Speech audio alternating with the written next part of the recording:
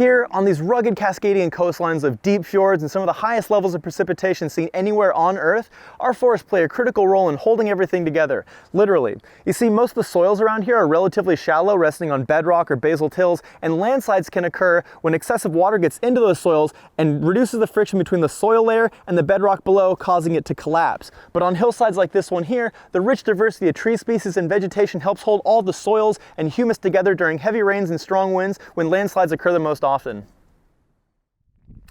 Back in the day, many logging roads were constructed on really steep slopes without a lot of thought put into their stability, and pre-code forestry and road building are estimated to have increased debris flow in landslides 25 to 300 times that of an unlogged watershed, which is absolutely nuts. Whatever the cause may be, whether it's water that's been diverted into a ditch that disrupts the drainage patterns, cut and fill techniques that cause over-steepened slopes to collapse, or cut slope failures where slopes above roadways collapse, a small slide here can quickly escalate to be more than a kilometer wide, spreading all the way down to the river valley bottom below. When this material and debris enters the rivers and streams below, it can quickly overrun the channel, destroying all fish habitat.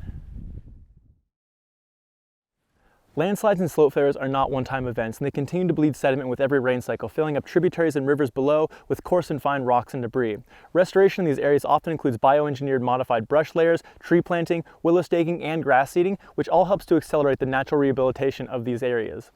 Modified brush layers are essentially steps cut into steep slopes using 2x6s, rebar, and willow stakes, which not only reduces the angle of the slope, but provides flat areas for vegetation to root and grow on.